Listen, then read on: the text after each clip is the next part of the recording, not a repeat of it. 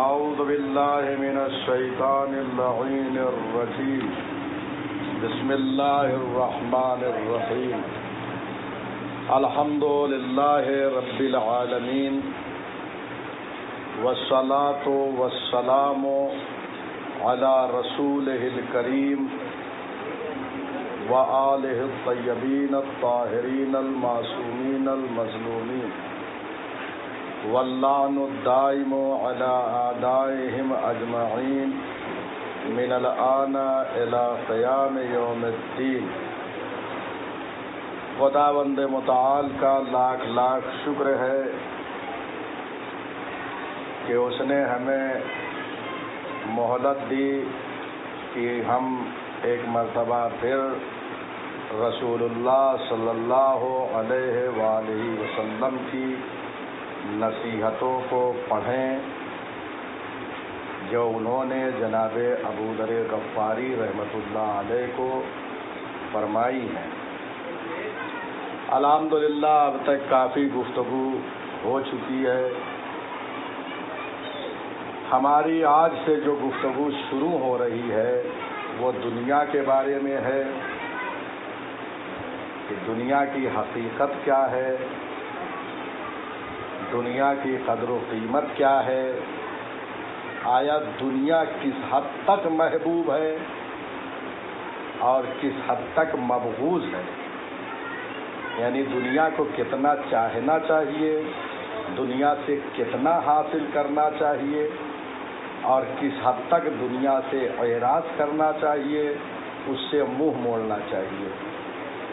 رسول اللہ صلی اللہ علیہ وآلہ وسلم فرماتے ہیں یا ابا ذر والذی نفس محمد بیدہ لو ان الدنیا کانت، فرماتے ہیں اے ابو ذر قسم ہے اس پروردگار کی کہ جس کے قبضہ قدرت میں محمد کی جان ہے، اگر دنیا اللہ کے نزدیک ایک مچھر کے پر کے برابر یا ایک مکھی کے پر کے برابر بھی عظمت اور اہمیت رکھتی تو اس دنیا سے کافر کو ایک جرعہ آب بھی پروردگار نہ دیتا. یعنی اگر دنیا کی کوئی اہمیت ہوتی، اگر دنیا کی کوئی قدر ہوتی، دنیا کی کوئی منزلت ہوتی تو پروردگار کافر کو اس دنیا سے ایک گھونٹ پانی بھی نہ پلاتا. اس کا مطلب یہ ہے کہ دنیا کی کوئی حقیقت اور حیثیت نہیں ہے.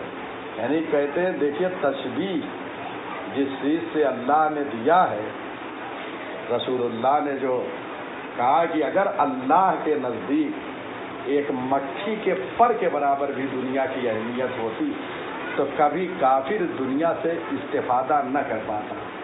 یعنی ایک جرعہ آب، ایک گھونٹ پانی بھی اس دنیا سے نہ ملتا. اس کا مطلب یہ ہے کہ دنیا کی کوئی اہمیت نہیں ہے، اس لیے کفار کو بھی دی گئی دنیا کفار کے پاس ہے. وہ اسی لیے کہ دنیا کی کوئی اہمیت نہیں ہے.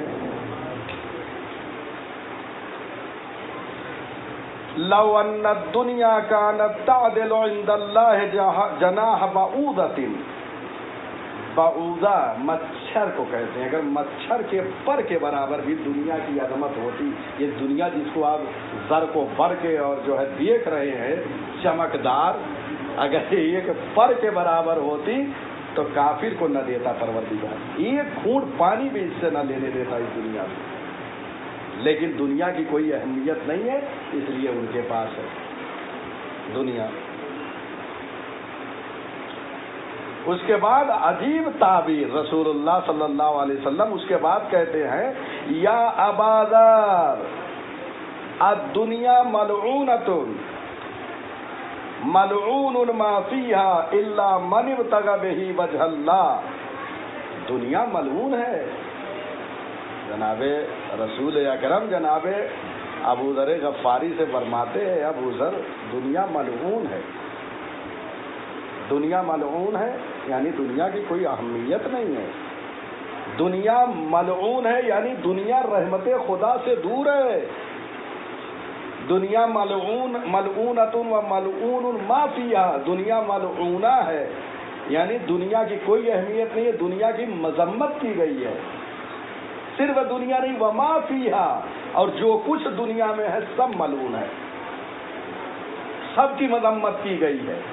مگر ہاں وہ چیزیں جو اللہ کے سبیل میں کام آئے، اللہ کے راستے میں کام آئے، جو چیز آخرت کی یاد دلائے، جو چیز اللہ کی یاد دلائے، وہ مذموم ہونے سے اور ملعون ہونے سے محفوظ ہے.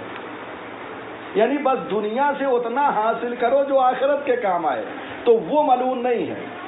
دنیا سے وہ کسب کرو جو اللہ کے کام آئے، تو وہ ملعون نہیں ہے. وَإِلَّا اگر اللہ کے کام نہ آ رہی وہ چیز، اللہ کی راہ میں نہ صرف ہو رہی ہو، اللہ کی راہ، مثلا ذکر الہی کرتا ہے، تسبیحات انسان پڑھتا ہے، نماز پڑھتا ہے، حج کرتا ہے، یا جو مال و دولت اللہ کی راہ میں صرف کرتا ہے، یہ سب اللہ کے لیے ہے. لہذا یہ دنیا سے مستثنا ہے، یعنی یہ سب چیزیں اللہ کی رحمت سے دور نہیں ہیں، کیونکہ یہ چیزیں کیا ہے دنیا میں جو کچھ ہے یہ اللہ کی طرف بات گشت کر رہی ہیں، یہ آخرت کے لیے ہے، اللہ کے لیے ہیں. لہذا یہ جو ہے یہ مذموم نہیں ہے، یہ دوری نہیں ہے، یہ اللہ کی راہ میں. لیکن اس کے علاوہ وہ دنیا جو آخرت کے لیے نہ ہو، جو آخرت کے کام نہ آئے، جو اللہ کے کام نہ آئے، وہ کیا ہے؟ وہ دنیا ملعون ہے. ملعونۃ ما فیہا، ملعون ما فیہا. دنیا خود ملعون ہے اور جو کچھ اس میں سب ملعون ہے. صرف وہ چیزیں محفوظ ہیں جو اللہ کے لیے ہوں، وہ محفوظ ہے، اس کی مذمت نہیں ہے. لہذا دنیا کو اسی مقدار میں حاصل کرے جو دنیا آخرت کے کام آئے، اس کو علیحدہ کیا گیا ہے. وَمَا مِن شَيْءٍ أَبْغَضُ إِلَى اللَّهِ مِنَ الدُّنْيَا، اور اللہ کے نزدیک سب سے زیادہ جو مذموم واقع ہوئی ہے چیز وہ دنیا ہے. یعنی سب سے زیادہ جس کی اللہ نے مذمت کیا ہے اور اللہ سب سے زیادہ جس چیز سے نفرت کرتا ہے یا جس چیز پہ سب سے زیادہ غضبناک ہوتا ہے وہ دنیا ہے.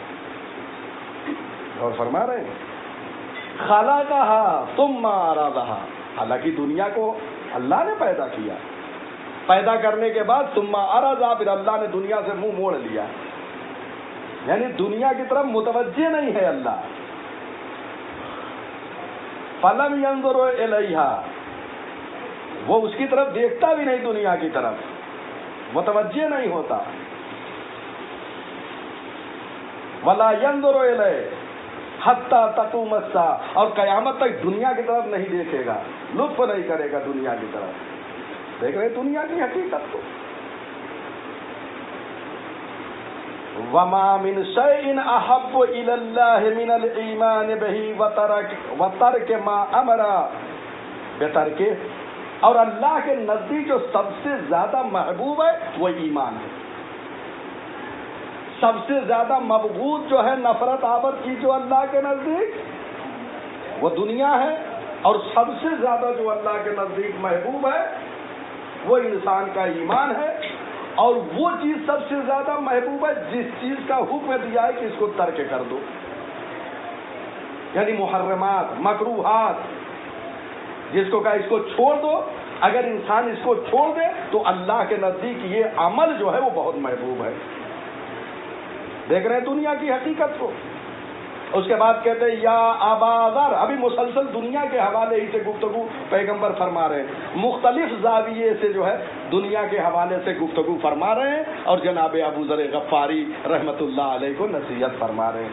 یا ابا ذر ان اللہ تبارک و تعالی اوحى الى اخی عیسی یا عیسی لا تحب الدنیا فإنی لست احبها وأحب الآخرة فإنما هي دار المعاد. اے ابو ذر، بار بار پیغمبر اکرم جناب ابو ذر غفاری، اے ابو ذر، اللہ نے میرے بھائی جناب عیسیٰ کی طرف وحی کیا. کیا وحی کیا؟ اے عیسیٰ دنیا کو دوست نہ رکھو، دنیا کو محبوب نہ رکھو، دنیا کی طرف متوجہ نہ ہو. پھر کس کی طرف؟ کہا آخرت کی طرف متوجہ رہو، آخرت کو دوست رکھو، آخرت کو محبوب رکھو. ما بعد الموت، موت کے بعد جو دنیا شروع ہونے والی ہے اس کو دوست رکھو، اس کو محبوب رکھو. فَإِنَّمَا هِيَ دَارُ الْمَعَادِ، کیوں؟ اس لیے کہ یہ تمہارے لوٹنے کی جگہ ہے، یہ تمہارے رہنے کی جگہ ہے، یہ تمہارا ابدی مقام ہے جہاں ہمیشہ تم رہو گے. تو اس کا مطلب یہ ہے کہ یہ جو مسلسل پیغمبر اکرم جناب ابو ذر غفاری کو جو نصیحت فرما رہے ہیں دنیا کے حوالے سے، یہ نتیجہ نکلتا ہے کہ نہ اللہ کو دنیا پسند ہے، نہ رسول اللہ کو پسند ہے، اور نہ انبیاء ما سبق کو. اس لیے پیغمبر نے جناب عیسیٰ علیہ السلام کے واقعے کو ذکر کر دیا کہ اللہ نے وحی کیا جناب عیسیٰ علیہ السلام کی طرف. میرے بھائی دیکھ رہے ہیں، یعنی احترام بتا رہے پیغمبر. انسان جب کسی بزرگ کو یاد کرے تو اس احترام سے یاد کرے. جناب عیسیٰ علیہ السلام کو کہا آخی، میرے بھائی. عیسیٰ علیہ السلام کی طرف وحی کیا کہ دنیا کو محبوب نہ رکھو، دنیا کو دوست نہ رکھو، آخرت کو چاہو، یہ تمہاری ابدی جگہ ہے. اور عاقل انسان کو کرنا بھی چاہیے. بھئی کوئی انسان جو ہے ایک سفر کرتا ہے، مثلا کسی ایک شہر سے دوسرے شہر جاتا ہے، تو کیا راستے میں وہ کچھ بناتے ہوئے جاتا ہے، یا راستوں کو آباد کرتے ہوئے جاتا ہے، یا اس کی فکر یہ راستے کی ہوتی ہے؟ ساری فکر اس کی اس منزل کی ہوتی ہے جہاں اسے جا کے رہنا ہے. لہذا وہ دنیا کے لیے کچھ نہیں کرے گا. دنیا کیا ہے؟ دنیا اسی سفر کی طرح ہے. ابھی اس سے پہلے واقعے میں میں نے عرض کیا تھا کہ دنیا ایک گزرگاہ ہے، انسان آیا ہے چلا جائے گا، ایک مسافرت سفر کی جگہ ہے. تو عاقل انسان کیا کرے گا؟ عاقل انسان کبھی بھی یہ دنیا کو آباد نہیں کرے گا بلکہ آخرت کو آباد کرے گا. اب پیغمبر اکرم پھر ارشاد فرماتے یا بادر ان جبرائیل اتانی بخزائن الدنیا علی بغلۃ شہبا فقال لی یا محمد هذه خزائن الدنیا ولا ينقصك من حظك. اب پیغمبر فرماتے ہیں اے ابو ذر، ایک دفعہ جبریل میرے پاس آئے اور ایک خوبصورت خچر پر دنیا کے خزانے کو لاد کر لے کر آئے تھے. ایک خوبصورت خچر، اس پر بہت سارے خزانے کو لاد کر میرے پاس لے کر آئے اور کہا اے محمد صلی اللہ علیہ وآلہ وسلم، آپ اس کو لے لیجئے خزانے کو. اور یہ بھی میں کہتا ہوں کہ اگر آپ اس خزانے کو لے لیں گے دنیا کے تو اللہ کے نزدیک آپ کا کوئی مقام بھی کم ہونے والا نہیں ہے، آپ اس کو قبول فرما لیں. تو کیا ہوا؟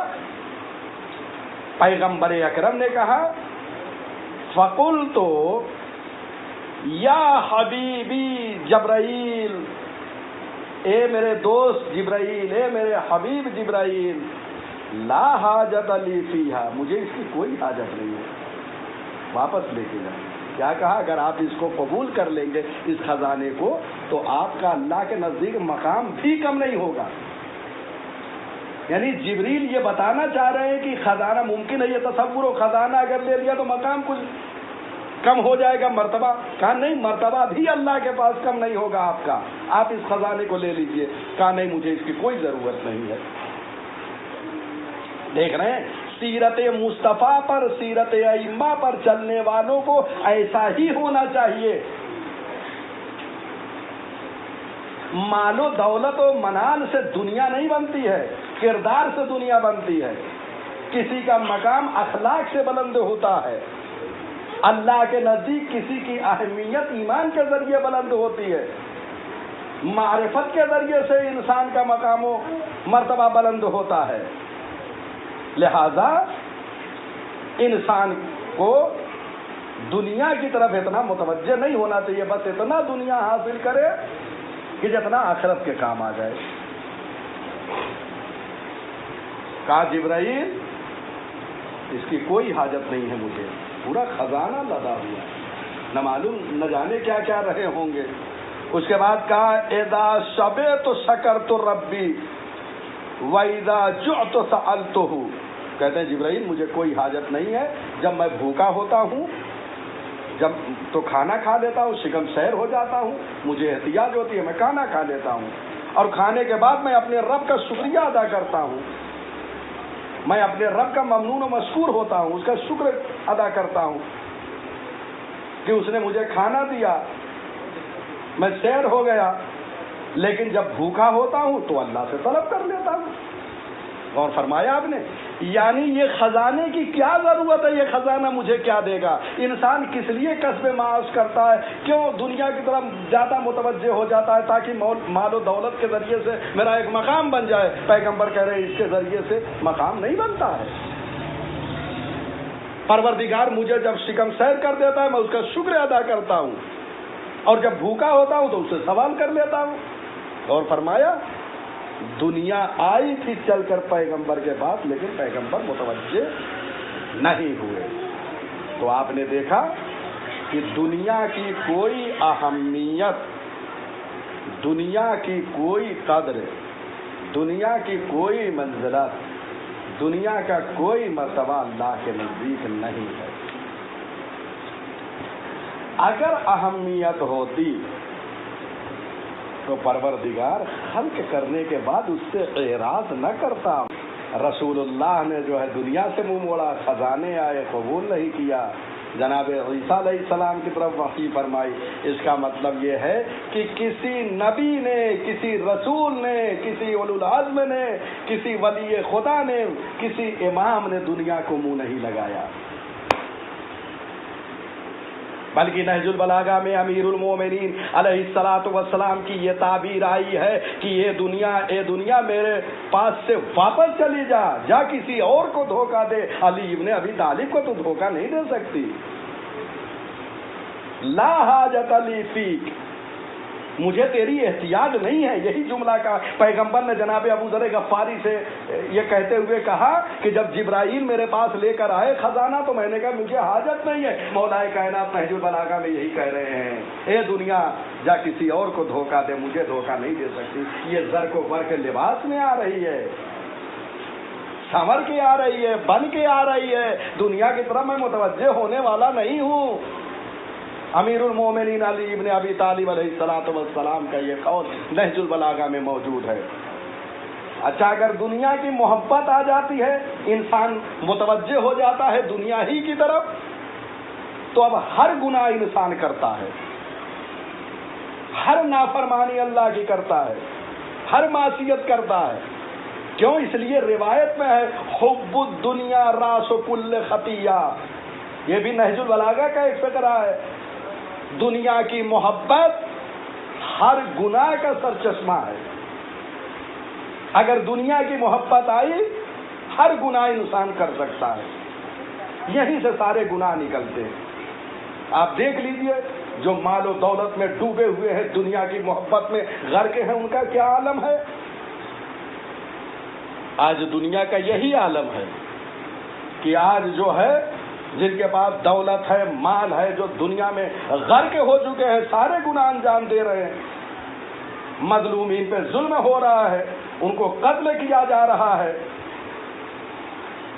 4 دن کا اقتدار مل جانے کے بعد انسان سب کچھ بھول جاتا ہے، اسے نہیں معلوم کہ یہ اقتدار کس نے دیا ہے۔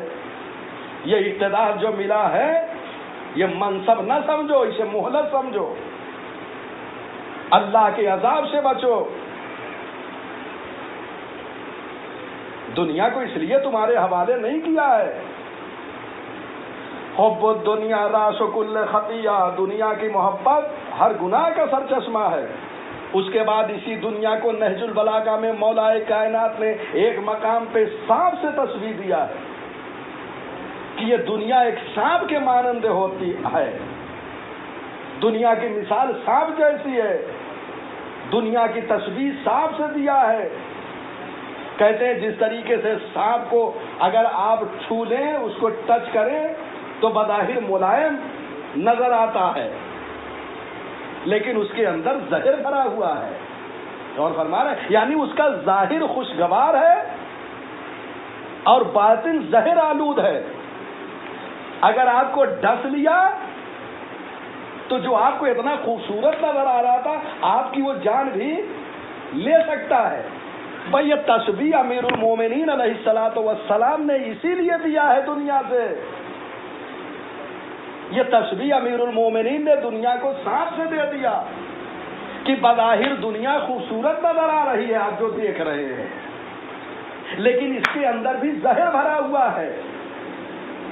جیسے سانپ کا ظاہر خوبصورت ہے اور باطن زہر ہے, اگر ڈس لیا تو آپ کی موت واقع ہو جائے گی. بس دنیا بھی ایسی ہے, ظاہراً خوبصورت ہے, اگر دنیا نے ڈس لیا تو تمہاری موت واقع ہو جائے گی. کہاں ہے انسان, کہاں جا رہا ہے, کس دنیا کو حاصل کر رہا ہے؟ تھوڑی سی دولت میں سب کچھ بھول جاتا ہے, اللہ کو بھول جاتا ہے جس نے دیا ہے, اس کے اولیاء کو بھول جاتا ہے, اس کی راہ میں انفاق کرنا بھول جاتا ہے. یہ دنیا میں غرق ہو چکے ہیں. پر یہ ساری باتوں سے سمجھ میں آیا کہ دنیا منہ لگانے کے قابل نہیں ہے. ایک اور مقام پہ امیر المومنین, متعدد مقام ہے نہج البلاغہ میں, آپ جا کے اٹھا کے دیکھیے دنیا کے کتنے مقامات پہ مولا کائنات نے مذمت فرمائی ہے. میں نے یہاں چند مورد کو ذکر کیا ہے. ایک جگہ فرماتے ہیں امیر کائنات کہ یہ دنیا میری نظر میں اس بکری کے ناک سے نکلے ہوئے گندے پانی سے بدتر ہے جب وہ بکری چھینکتی ہے اور وہ پانی نکلتا ہے. امیر مومنان کہتے ہیں, علی ابن ابی طالب علیہ الصلوۃ والسلام کہتے ہیں کہ یہ دنیا میری نظر میں اس چھینک کے وقت ایک بکری کے ناک سے نکلے ہوئے پانی سے بھی بدتر ہے. یہ ہے دنیا کی حقیقت. آیا کوئی انسان ایسا ہے جو بکری کے پانی نکلے اور کہے کہ میں اس کو پسند کرتا ہوں؟ ہرگز نہیں. امیر المومنین کہتے ہیں کہ اس سے بھی بدتر ہے یہ دنیا میری نگاہ میں. اللہ اکبر. متعدد تشبیہ ہیں. ایک مقام پہ کہتے ہیں کہ یہ دنیا اس بھوسے سے بھی بدتر ہے کہ جس کو ایک چھوٹا سا جانور حشرات الارض چبا رہا ہو. دیکھ رہے ہیں متعدد تشبیہ. آپ چونٹی کو دیکھیے, کسی اور جو ہے حشرات الارض میں سے چھوٹے چھوٹے جو جانور جو اپنے بھوسے کو چبا رہے ہوتے ہیں چھوٹے سے تنکے کو, اس تنکے سے بھی یہ دنیا بدتر ہے. اب کیا دنیا کی حیثیت ہے؟ تو بھائی تمام بحثوں کا خلاصہ یہ ہوا کہ دنیا اللہ کی نظر میں, دنیا رسول اللہ کی نظر میں, دنیا انبیاء الہی کی نظر میں, دنیا ائمہ ہدی علیہ السلام کی نظر میں کوئی حیثیت نہیں رکھتی, مگر یہ کہ اس مقدار بھر جو اللہ کے لیے ہو, جو کسب معاش کے لیے ہو, وہ دنیا بری نہیں ہے. بس دنیا کی دو قسمیں ہیں. اگر آپ نتیجہ نکالیں تو دنیا کی دو قسمیں ہو گئی. ایک دنیا وہ ہے کہ جس کی تعریف کی گئی ہے, ایک دنیا وہ ہے جس کی مذمت کی گئی ہے. دنیا جس کی تعریف کی گئی ہے وہ یہ ہے کہ انسان اس دنیا سے کسب معاش کرے, اپنی زندگی کو گزارنے کے لیے, اپنے بچوں کو توسیع دینے کے لیے اور اللہ کی راہ میں صرف کرنے کے لیے. اگر یہ دنیا کو اس لیے حاصل کر رہے ہیں تاکہ یہ آخرت کے کام آئے تو یہ دنیا قابل تعریف ہے. لیکن اگر اسی دنیا کو صرف دنیا کے لیے حاصل کریں, اس مادیت کی طرف آخرت کو بھول جائیں, تو اس دنیا کی حقیقت یہی ہے جو ساری روایتوں میں ابھی میں نے بیان کیا. کہ امیر مومنان نے کیسی تشبیہ دیا، کہیں سانپ سے تشبیہ دیا، کہیں بکری کے ناک سے نکلے ہوئے اس گندے پانی سے بھی بدتر قرار دیا۔ یہ ہے دنیا اگر صرف دنیا میں غرق ہو کر رہ گئے۔ لہذا انسان کو چاہیے کہ دنیا جو ہے وہ اس طریقے سے حاصل کرے کہ عقبہ کے کام آئے، آخرت کے کام آئے، ما بعد الموت کام آئے، موت کے بعد کام آئے، اس طریقے سے دنیا حاصل کرے۔ امیر المومنین علی ابن ابی طالب علیہ السلام کے ایک صحابی جناب علا ابن زیاد ان کے پاس تشریف لے گئے، جنگ جمل سے واپس ہوئے، علا ابن زیاد کے یہاں مولا تشریف لے گئے، وہ بیمار تھے، ان کی عیادت کے لیے گئے تھے۔ دیکھ رہے ہیں، یہیں سے ایک بات یہ بھی سمجھ میں آتی ہے کہ جب مومن بیمار ہو تو اس کی عیادت کرنا چاہیے۔ امیر المومنین حاکم وقت ہیں، آپ کو حکومت مل چکی ہے، اس لیے جنگ جمل کے بعد کا یہ واقعہ ہے۔ جنگ جمل امیر المومنین کی خلافت کے 4 مہینے بعد واقع ہوئی ہے۔ امیر کائنات عیادت کی غرض سے گئے، جب اس کے گھر پہنچتے ہیں اعلیٰ کے پاس تو کیا دیکھا کہ بہترین مکان ہے، محل ہے، قصر ہے، ایک دیوڑھی ہے۔ مولا کائنات نے دیکھا، کہا والا بہترین مکان ہے، خوبصورت مکان ہے، وسیع مکان ہے، عریض مکان ہے، اس مکان کو آخرت کا ذریعہ قرار دو۔ کہتے ہیں کہ یہاں پر مہمانوں کی مہمان نوازی کرو، اگر اس مکان میں مہمان نوازی ہوگی تو اللہ خوش ہوگا۔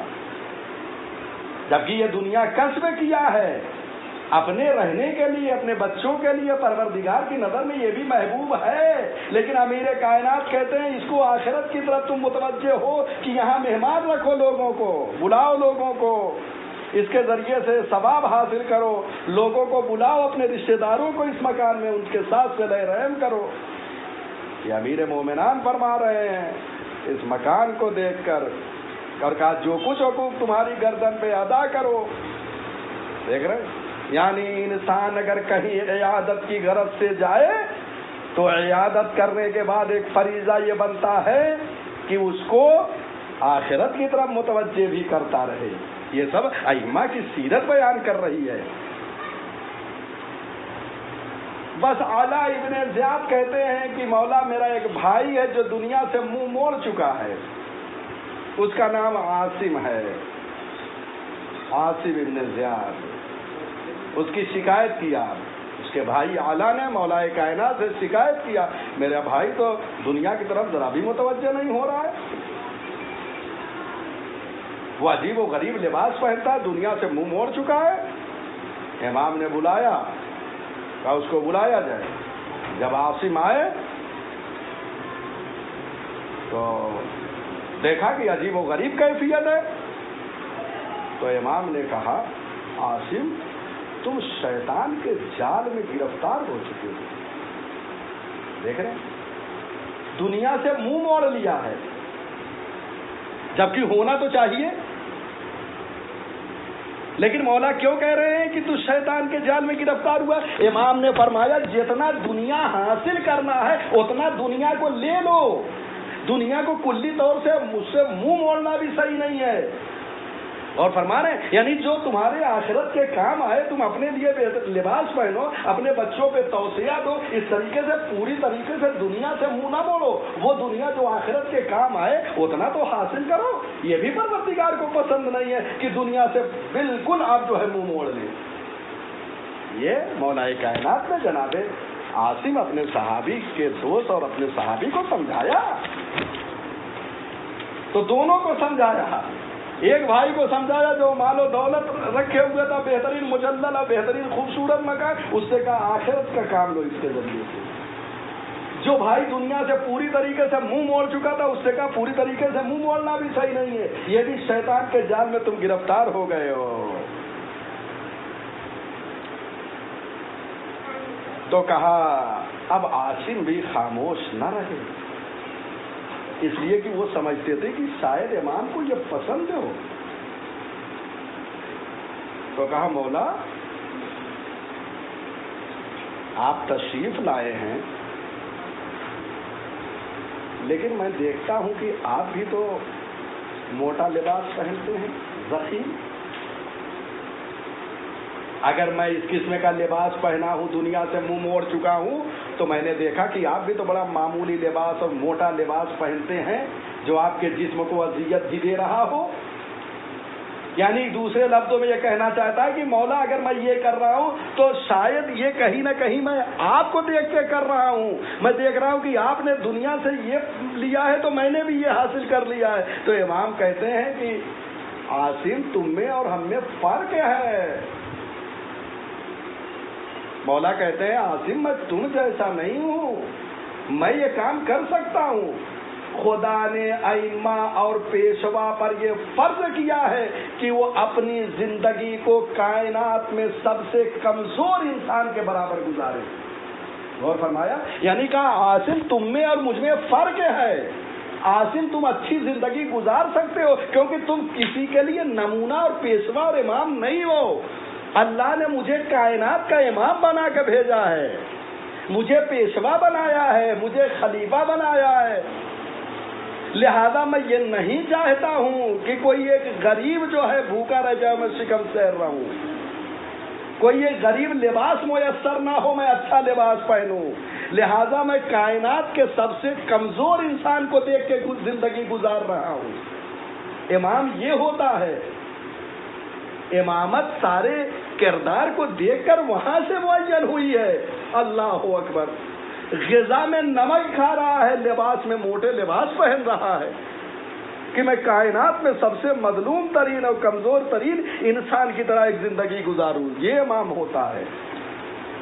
لہذا عاصم تم اپنی زندگی بہتر گزارو، دنیا سے جتنا حاصل کرنا ہے وہ حاصل کرو۔ جناب عثمان ابن حنیف مولا کے ایک صحابی، جب مولا نے انہیں بصرے کا گورنر بنایا تو وہاں بہترین ان کے لیے غذا لوگوں نے فراہم کیا، وہاں چلے گئے، غذا تناول فرمایا۔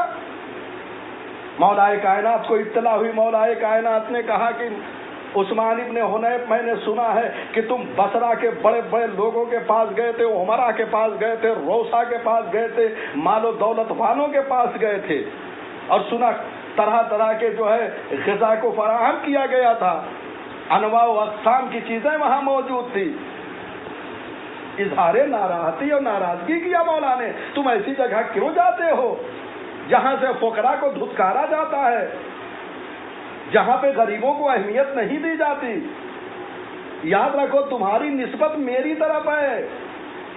کہتے ہیں کہ عثمان تم مجھ جیسے نہیں بن سکتے، میں امیر المومنین ہوں، وہی چیز جو عاصم کو یہاں کہہ رہے ہیں کہ تم میری طرح نہیں ہو سکتے، لیکن اتنا ضرور کہا کہ کم از کم تقوی میں میری مدد کرو، کم سے کم تقوی میں میری مدد کرو، اس طریقے سے یہ کام نہ کرو، یہ مجھے پسند نہیں ہے، تم میرے گورنر ہو، میں یہ پسند نہیں کرتا تم ایسی جگہ جاؤ جہاں غربا اور فقراء کو دھتکارا جاتا ہو۔ اس کے بعد کہتے ہیں ایک مقام پہ کہ کیا میں اس پہ قناعت کر لوں کہ دنیا مجھے امیر المومنین کہتی ہے، وَلَمْ أُشَارِكْهُمْ فِي مَكَارِهِ الدَّهْرِ، اور لوگوں کے درد اور الم میں شریک نہ رہوں، صرف لوگوں نے مجھے امیر المومنین کہا اور اللہ نے مجھے امیر المومنین بنایا لوگوں کا، اور مجھے منصب دیا، مجھے امام بنایا، مجھے خلیفۃ اللہ فی الارض بنا، اور میں اس پہ خاموش رہ جاؤں؟ نہیں، امیر وہ ہوتا ہے مومنان کا، امام وہ ہوتا ہے جو لوگوں کے دکھ و درد میں بھی شریک ہو۔ منصب امامت ہے، معصوم ہے، منصوص من اللہ ہے، اور وہ امام کہہ رہا ہے کہ منصب ملنے کے بعد انسان کو وظیفے پہ عمل کرنا چاہیے، اللہ کی طرف سے جو طے ہے کہ کیا میں یہ منصب مل گیا ہے تو خاموش ہو کر بیٹھ جاؤں اور لوگوں کے دکھ اور درد و الم میں شریک نہ رہوں؟ کلا، ہرگز نہیں، ایسا نہیں ہو سکتا۔ یقیناً جب مجھے امام بنایا گیا ہے، مجھے امیر المومنین کہا جاتا ہے، تو میں لوگوں کے دکھ میں بھی شریک رہوں گا، لوگوں کے درد میں بھی شریک رہوں گا۔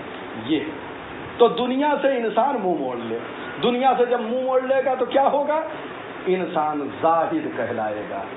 اب یہاں سے 2-3 حدیثیں ہیں، انشاءاللہ میں تیزی سے پڑھتا ہوں، تمام کرتا ہوں گفتگو کو۔ رسول اللہ کہتے ہیں یا ابا ذر اذا اراد اللہ عز وجل بعبد خیرا فقہہ فی الدین، اے ابو ذر جان لو، جب اللہ کسی سے نیکی کا ارادہ کرتا ہے تو اسے فقہہ فی الدین، دینی بصیرت عطا کر دیتا ہے، دین کی معرفت عطا کر دیتا ہے، دین شناس بنا دیتا ہے، دین کا جاننے والا بنا دیتا ہے، دین کی فہم عطا کر دیتا ہے۔ غور فرما رہے ہیں؟ جب اللہ کسی سے نیکی کا ارادہ کرتا ہے تو کیا کرتا ہے؟ اسے فقیہ بنا دیتا ہے، بافہم بنا دیتا ہے، دین کا جاننے والا بنا دیتا ہے، عالم دین بنا دیتا ہے، دین شناس بنا دیتا ہے، معرفت دین عطا کر دیتا ہے۔ غور فرما رہے ہیں؟ اس کے بعد وَزَحَّدَهُ فِي الدُّنْيَا، اور دنیا میں اسے زاہد بنا دیتا ہے۔ زاہد کا مطلب دنیا سے رخ موڑنے لگتا ہے۔ جب اللہ کسی سے نیکی کا ارادہ کرتا ہے تو دین کی معرفت عطا کرتا ہے، زاہد بنا دیتا ہے۔ وَبَصَّرَهُ بِعُیُوبِ النَّفْسِ، اور اس کے عیوب کو اس کی نگاہوں کے سامنے ظاہر کر دیتا ہے۔ یعنی کسی کے سامنے اس کے عیوب کو ظاہر ہونا یہ بہت بڑا کمال ہے۔ اگر میرے سامنے میرے عیوب ظاہر ہو جائیں گے تو میں اس کو دور کرنے کی کوشش کروں گا، لیکن ایک دفعہ ہوتا ہے کہ پروردگار محو کر دیتا ہے، اس کے عیوب کو اس کے سامنے نہیں لاتا ہے۔ اس کے عیوب اس کے سامنے ظاہر کرنا اس بات کی دلیل ہے کہ پروردگار اس سے خیر کا ارادہ کر رہا ہے۔ چنانچہ بعض روایتوں میں ہے کہ معصومین علیہم السلام نے یہ فرمایا ہے کہ میرا سب سے بہترین بھائی وہ ہے جو میرے عیوب کے مجھے ہدیہ کرے۔ امام میں تو معاذ اللہ ہو نہیں سکتا کوئی ہے، یہ اس لیے فرما رہا ہے تاکہ دنیا کو سبق دے، دنیا کو سکھائے کہ دنیا یہ سمجھے سب سے بہترین بھائی انسان اپنا اسے سمجھے جو اس کے عیوب کو اسے بیان کرے۔ لیکن عیوب بیان کرنے سے مطلب نہیں کہ چار کے سامنے بیان کر کے اس کو تذلیل کیا جائے، اس کو خار و ذلیل کیا جائے، بلکہ گوشے تنہائی میں تو وہ بہترین بھائی ہے آپ کا۔ تو اللہ جب کسی سے نیکی کا ارادہ کرتا ہے تو 3 چیزیں عطا کر دیتا ہے۔ اس کے بعد کہتا ہے یا ابا ذر ما زہد عبد فی الدنیا الا اثبت اللہ الحکمت فی قلبہ وانطق بہا لسانہ۔ اے ابو ذر یاد رکھو، جب پروردگار کسی بندے کو دنیا میں زاہد بناتا ہے تو اس کے قلب میں پروردگار حکمت کی باتیں ودیت کر دیتا ہے، اس کے قلب میں ڈال دیتا ہے۔ جب کوئی انسان زاہد دنیا میں بن جاتا ہے، پارسا بن جاتا ہے، تو پروردگار اس کے قلب میں حکمت کی باتیں ڈال دیتا ہے، وَأَنْتَقَ بِهَا لِسَانَهُ، اور پھر وہ قلب سے نکال کر اس کی زبان پر وہ حکمت کی باتیں جاری کر دیتا ہے۔ پس ایسے انسان سے انسان دوستی کرے کہ اگر زاہد فی دنیا ہوگا، اگر دنیا میں زہد اختیار کرے گا تو جو وہ گفتگو کرے گا وہ حکمت آمیز ہوگی، اور حکمت کی باتوں کو لے لینا چاہیے۔ نہج البلاغہ میں مولا کائنات نے کہا الحکمت ضالۃ المؤمن خذ الحکمہ ولو من اہل النفاق، حکمت مومن کا گمشدہ خزانہ ہے، حکمت کو لے لو جہاں بھی ملے، منافق کے یہاں بھی مل جائے تو حکمت کی باتیں لے لو۔ تو حکمت کی باتیں لینے کے لیے کتنی تاکید ہو رہی، اور یہاں تو مومن ہے، یہاں تو زاہد فی دنیا ہے، دنیا سے روگردانی اختیار کر چکا ہے، دنیا کو منہ نہیں لگا رہا ہے، لہذا اس کے قلب میں حکمت کی باتیں ہیں، وہ زبان پہ جاری ہو رہی ہے، اس کو لے لو حکمت کی باتوں کو۔ اللہ اکبر۔ تو اس کے زبان پہ حکمت کی باتیں جاری کر دیتا ہے۔ وَيُبَصِّرُهُ عُيُوبَ الدُّنْيَا، اور جو زاہد ہوتا ہے دنیا کے عیوب کو اس کی نگاہوں کے سامنے ظاہر کر دیتا ہے۔ اوپر حدیث میں کہا کہ اللہ تبارک و تعالیٰ اس کے عیوب کو ظاہر کر دیتا ہے، اور جب وہ زاہد ہو جاتا تو یہاں کیا کہا ہے کہ دنیا کے عیوب اس کے اوپر روشن ہو جاتے ہیں۔ اور صرف دنیا کے عیوب نہیں بلکہ دنیا میں جو کچھ ہے دنیا کے درد سے اسے واقف کر دیتا ہے اور جو اس درد کی دوا ہے سب کو بتا دیتا ہے، وہ ہوتا ہے زاہد۔ جب کوئی بندہ زاہد ہو جاتا ہے تو اللہ تعالیٰ اس کے قلب میں حکمت ڈالتا ہے، اس کی زبان پہ حکمت کی بات جاری کر دیتا ہے، دنیا کے عیوب کو اس کے سامنے جو ہے دکھا دیتا ہے اور دنیا کے دوا کو، دنیا کے درد کو سب کچھ بتا دیتا ہے، سب ظاہر کر دیتا ہے۔ وَأَخْرَجَهُ مِنْهَا سَالِمًا إِلَىٰ دَارِ السَّلَامِ، اور اس کو دنیا سے صحیح و سلامت دار سلام آخرت کی طرف لے جاتا ہے۔ ظاہر جب دنیا انسان بن جاتا ہے تو اب صحیح و سالم پروردگار اسے اس دنیا سے اس دنیا کی طرف منتقل کر دیتا ہے، الی دار السلام۔ دار السلام کہتے ہیں آخرت کے گھر کو، صحیح و سالم۔ بہت بڑی منزل ہے زاہد کی، اور یہ نام کے زاہد نہیں جو یہاں بیان کیا گیا ہے۔ نام کے تو بہت لوگ ہوتے ہیں، نام ہوتا ہے زاہد لیکن برخلاف کام ہوتا ہے، لہذا انسان کو نام کے ساتھ ساتھ کام کا زاہد ہونا چاہیے جو اللہ چاہتا ہے۔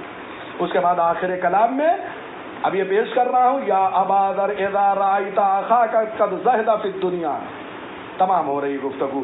جب اللہ اذا رأیت اخاک قد زہد فی الدنیا، اے ابو ذر اگر تم دیکھو کہ تمہارا کوئی بھائی دنیا میں زاہد ہے، فاستمع منہ، تو اس کے کلام کو غور سے سنو۔ اللہ اکبر، یعنی اگر کوئی زاہد انسان ہو دنیا میں تو پیغمبر فرماتے ہیں ابو ذر اس کے کلام کو غور سے سنو۔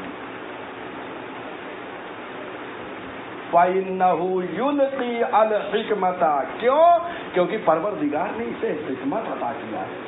جو زاہد ہے اس کو حکمت کی باتیں پروردگار نے دیا ہے، لہذا جب وہ بولے گا تو حکمت کی باتیں نکلیں گی، اس کے کلام کو سنو۔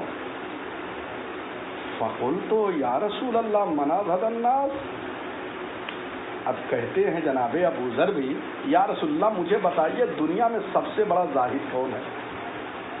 کہتے ہیں کہ جو زاہد ہے اس کی بات کو سنو تاکہ حکمت کی بات ہے تمہیں ملے، اس لیے کہ اس کا سینہ جو ہے وہ حکمت سے مملو و پر ہے، جب وہ بولے گا تو حکمت کی باتیں ہوں گی۔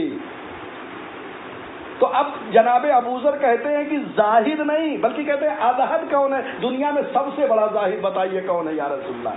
کیوں پوچھ رہے ہیں؟ تاکہ جب سب سے بڑا زاہد مل جائے گا تو اس سے سنوں گا، اس لیے کہ یہ عام زاہد سے اس کی ہاں اور حکمت کی باتیں مجھے مل سکتی ہے۔ اللہ اکبر۔ قال من لم ينسل مقابر والبلا وترک فضل زینت الدنیا۔ اب پیغمبر فرماتے ہیں ابو ذر پوچھ لیا تو سن لو کہ دنیا میں سب سے بڑا زاہد کون ہے؟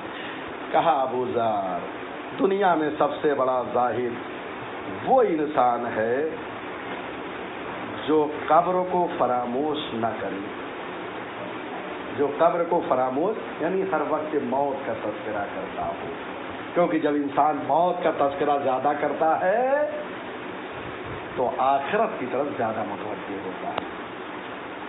جو قبر کو زیادہ یاد کرے، جو قبر کو فراموش نہ کرے، اور جو انسان کے فرسودہ جسم کو فراموش نہ کرے، یعنی انسان کا وہ جسم جو گل گیا ہے، ختم ہو گیا ہے، اس کو فراموش نہ کرے، اس کو یاد کرتا رہے۔ قیامت میں لوگوں کا یہ جسم قبروں میں جا کے فرسودہ ہو جاتا ہے، گل جاتا ہے، ہڈیاں جو ہے وہ سب ختم ہو جاتی ہے، مٹی میں مل جاتی ہے، اور کیا وَتَرَكَ فَضْلَ زِینَتَ الدُّنْیَا، اور دنیا سے اضافی زینت کو ترک کر دے، بس اتنا ہی زینت کرے جتنا کرنا ہے۔ مومن کی زینت کیا ہے؟ ایک انگوٹھی پہنے۔ مومن کی زینت کیا ہے؟ نماز کے لیے بہترین کپڑا عطر لگائے، بس یہ زینت ہے۔ اب اس کے اضافی کی اتنا اپنے کو سجا لے کہ مجسمہ زینت بن جائے، یہ نہیں، بلکہ اضافی زینتوں کو کیا کرے؟ ترک کر دے، چھوڑ دے، بس اتنا ہی زینت کرے جتنا مومن کی شان ہے، اضافی زینت کو ترک کر دے۔ تو پیغمبر نے کہا سب سے زاہد کون ہے؟ جو قبر کو اور قبر میں سونے والے کو فراموش یعنی قبر اور میتوں کو فراموش نہ کرے، ہمیشہ جو ہے آخرت کی یاد گویا کرے. اور دوسرے کون؟ جو اضافی جو ہے زینتوں کو ترک کرے. اور اس کے بعد کہا وآثر ما یبقى علی ما یفنا، اور وہ آخرت کو دنیا پہ ترجیح دیتا ہو. وہ کیا ہے؟ دنیا میں سب سے بڑا زاہد ہے. دنیا میں سب سے بڑا جو زاہد ہے، پیغمبر نے بتا دیا کہ جو قبر میں اور قبر میں سونے والوں کو نہ بھولے، موت کا ہمیشہ مسلسل تذکرہ کرے، اضافی زینت کو ترک کرے، آخرت کو دنیا پہ فوقیت دیتا ہو، ترجیح دیتا ہو، اس سے زیادہ آخرت کی طرف متوجہ ہو، دنیا کو منہ نہ لگاتا ہو مگر بقدر کفایت. سمجھ میں آیا؟ یہ پیغمبر نے کہا دنیا میں سب سے بڑا زاہد یہ ہے. اس کا مطلب پیغمبر نے معیار دے دیا. جناب ابو ذر یہ سننا چاہ رہے تھے تاکہ میں سب سے زیادہ حکمت کی باتوں کو سنوں. وَلَمْ يُعَدَّ غَدًا مِنْ أَيَّامِهِ، ابھی اور ایک چیز بتا رہے ہیں اسی میں کہ سب سے بڑا زاہد کون ہے. یہ بھی ہے کہ جو کل کو اپنی زندگی کا حصہ نہ جانتا ہو. کل کو اپنی زندگی کا حصہ نہ جانتا ہو کیا مطلب؟ یعنی ممکن ہے مجھے آج موت آ جائے، کل ہونے والی نہ ہو، تو میری زندگی کا کیا حصہ ہے کل؟ تو سب سے بڑا زاہد وہ ہے جو آنے والے کل کو اپنی عمر کا حصہ نہ سمجھتا ہو کہ ممکن ہے آج ہی مجھے موت آ جائے اور کل میں دیکھ نہ سکوں. وَعَدَّ نَفْسَهُ فِي الْمَوْتَى، اور اپنے کو مردوں میں شمار کرتا ہو، زندوں میں نہیں. پیغمبر فرماتے ہیں جس کے اندر یہ صفات ہو وہ کائنات میں سب سے بڑا زاہد ہے. تو بات کا خلاصہ یہ کروں کہ زاہد اسے کہتے ہیں جو دنیا سے روگردانی اختیار کر لے اور دنیا سے بقدر کفایت اکتفا کرے، جتنی ضرورت ہے اتنے پر. یہ ہے زاہد. اب یہ کہ زاہد وہ ہوتے ہیں جو منفی ہوتے ہیں، یہ تو مثبت زاہد ہیں، پازیٹو زاہد ہیں، یہ مثبت. کچھ نگیٹو زاہد ہوتے ہیں، منفی زاہد ہوتے ہیں. وہ کیا کرتے ہیں؟ زاہدانہ رویہ اختیار کرتے ہیں، یعنی اظہار کرتے ہیں کہ ہم زاہد ہیں لیکن دل سے جو ہے وہ دنیا کو محبت کرتے ہیں، ظاہراً جو ہے بنے رہتے ہیں کہ ہم زاہد ہیں. اس زہد کی تعریف نہیں کی گئی ہے. یہ دنیا طلب ہے، بظاہر دنیا کی محبت دل میں رکھے ہوئے ہے اور اعضاء و جوارح سے اپنے کو ظاہر کرتا ہے. تو ایسے زاہد بہت مل جائیں گے کہ جس کو ظاہراً دیکھیں گے بڑا متقی پرہیزگار، اللہ اکبر، اور دنیا سے منہ موڑے ہوئے ہے لیکن دل اس کا جو ہے دنیا کی طرف متوجہ. پر زاہد حقیقی وہ ہے جو قلباً بھی جو ہے وہ دنیا سے منہ موڑ لے، نہ یہ کہ جو ہے قلب سے راضی ہو دنیا کی طرف اور فقط اعضاء و جواہر سے ایک نمائش کر رہا ہو کہ میں بھی جو ہے دنیا دار نہیں ہوں. اللہ کی نظر میں وہ دنیا دار ہے اور اس کی تعریف نہیں ہے بلکہ یہ منافق ہے. پروردگار ہمیں تو ایسا زاہد بنا جیسا تو چاہتا ہے، اور ہماری زندگی جب تک ہم زندہ ہیں زاہدانہ طور پہ گزرے. اے پروردگار ہمیں دنیا سے بس اتنا ہی عطا کر جسے تو نے کہا ہے. دنیا سے ہمیں بقدر کفایت چاہیے اور اس سے زیادہ کچھ نہیں چاہیے. اور آخر میں تیری بارگاہ میں یہ التجا کرتے ہیں، دعا کرتے ہیں کہ دنیا ظلم و ستم سے بھر چکی ہے. یوسف زہرا، منتخب خون حسینی، بقیت اللہ العظم، امام عصر عجل اللہ تعالی فرجہ الشریف کے ظہور میں تعجیل فرما.